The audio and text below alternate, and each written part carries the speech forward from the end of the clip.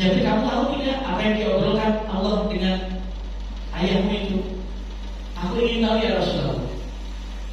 Yang diobrolkan antara Allah dan ayahmu adalah Allah menanyakan kepada ayahmu, pengen apa wahai Abdullah, aku kabulkan. Gitu Pak. Abdullah, berangan-anganlah, berharaplah. Kamu berharap apa? Aku kasih, kata Allah Subhanahu wa Ta'ala. Apa yang diminta oleh Abdullah? Apa yang diminta oleh jamaah Masjid Al-Wahhab? Kalau kita diajak ngobrol sama Allah Pak, Ibu, yang kita minta, ya nggak jauh dari kenikmatan, ya kan? Mungkin kita yang bapak-bapak minta bidadari 70, mungkin gitu. Atau yang ibu-ibu minta emas, berlian, apalagi kesukaan ibu-ibu, kendaraan. Yang diminta Abdullah bin Amr bin Haram bukan itu.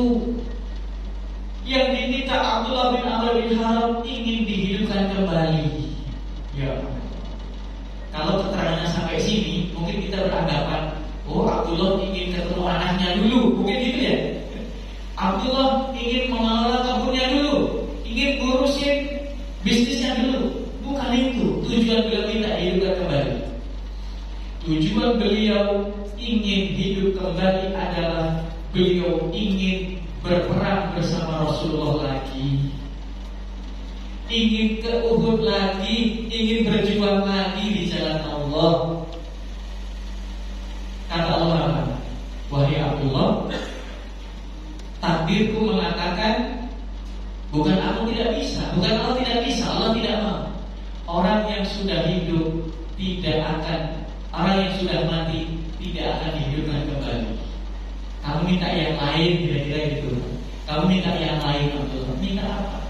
Maka akhirnya Abdullah bin Amr bin Haram minta, ya Allah, ini yang kau berikan kepadaku sudah lebih dari cukup. Kematianku indah, ini yang aku harapkan. Kau berikan ini dan itu semuanya. Aku minta kepadamu agar orang-orang yang masih hidup di bawah sana, kepada anak-anakku, kepada sahabat-sahabatku, dan kepada orang termasuk kita yang masih hidup ini, tolong kasih kabar kepada mereka bahwasanya orang yang mati syahid dapat rahmatku itu sangat indah kehidupannya. Maka turunlah ayat yang Bapak Ibu sering dengar, itu ayat.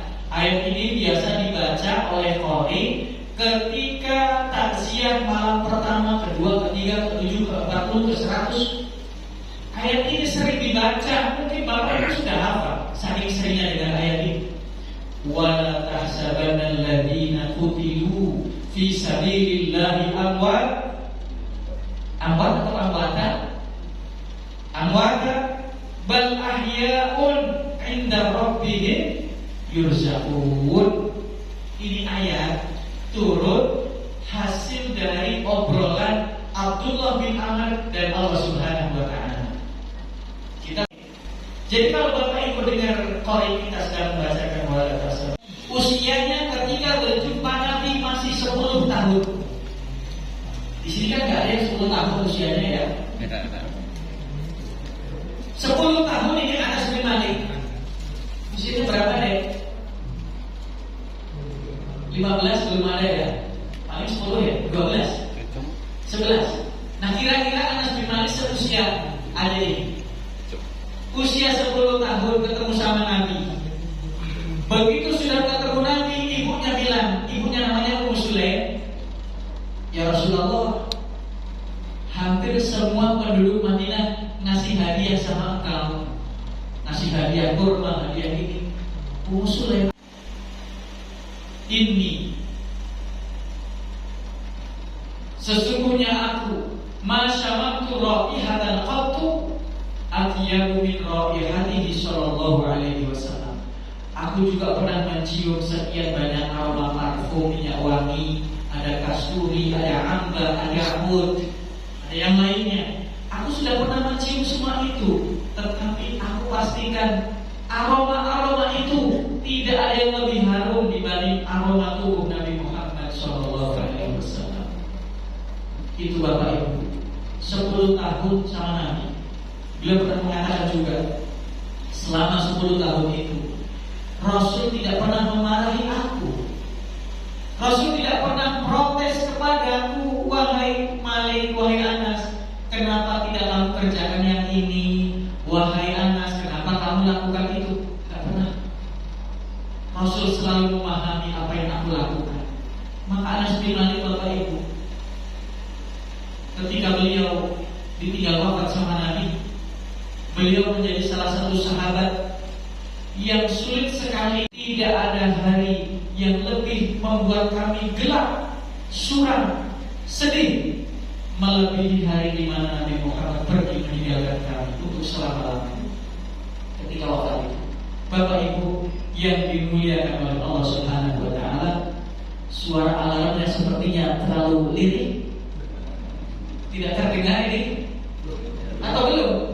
Oh, memang belum ya? Itu Anas bin Malik. Berapa tadi sama Nabi? Membantu Nabi? 10 tahun, Pak. Inni khadamtu Rasulullah sallallahu alaihi wasallam 10 sinin. Aku menjadi pendamping Rasul 10 tahun. Selama 10 tahun itu aku tidak pernah dimarah sama Nabi. Dan aku pernah ketika ditugasi Nabi untuk menyampaikan pesan, aku lupa.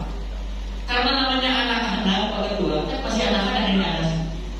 Itu begitu beliau ditugasi Nabi, Anas, tugas kamu menyampaikan pesan ini kepada sahabatku yang ini. Tolong sampaikan. Baik ya Rasulullah. Berangkatlah nih Anas. Di tengah jalan, alarmnya bunyi di tengah jalan. Di tengah jalan, Anas bin Malik ketemu teman-temannya. Maka dia main sama teman-temannya. Sampai akhirnya lupa, oh iya, aku ada tugas. Tetapi Pak waktu itu Pak Rasul nyusul, kan nyari-nyari gak ketemu. Rasul nyusul, dilihat Anas lagi main-main Pak sama teman-temannya. Maka Rasul kemudian mengendap-endap dari belakang, ditutuplah matanya Anas dari belakang sama Nabi. Begitu ditutup, beliau pertamanya mau berontak, tetapi beliau tidak jadi berontak. Beliau justru menempelkan kepalanya di dadanya Rasul. Ditempelkan betul akhirnya. Kenapa bisa begitu? Anas bin Malik paham Pak. Ini telapak tangan siapa? Ini aroma tubuhnya siapa? Itu Anas tahu. Ini Rasulullah ini. Tidak boleh dihilangkan kesempatan emas ini. Aku tempelkan sekalian kepalaku di dadanya beliau. Gitu kira-kira tempel ini. Anas, ingat gak tugas kamu apa? Oh iya ya Rasulullah. Aku lupa. Aku berangkat. Itu berangkat. Gak di mana Pak? Malah diajak main-main. Itulah baginda Nabi Muhammad Sallallahu Alaihi Wasallam. Mudah-mudahan kita dengan rutin kita membaca, kita mendengar dari YouTube dan sebagainya tentang Sirah Nabawiyah, mudah-mudahan bisa semakin membuat kita lebih cinta kepada beliau. Amin. Ya Rabbal Alamin. Terima kasih atas kesempatan yang diberikan. Mohon maaf atas segala kekurangan. Terima kasih kepada ibu-ibu yang bersabar, bapak-bapak bersabar duduk menunggu. Mudah-mudahan duduknya Bapak Ibu, sabarnya Bapak Ibu mendapatkan karunia dari Allah Subhanahu wa Ta'ala. Amin. Ya Rabbal Alamin. Subhanakallahumma wa bihamdika asyhadu an la ilaha illa anta astaghfiruka wa atubu ilaik. Wassalamualaikum warahmatullahi wabarakatuh.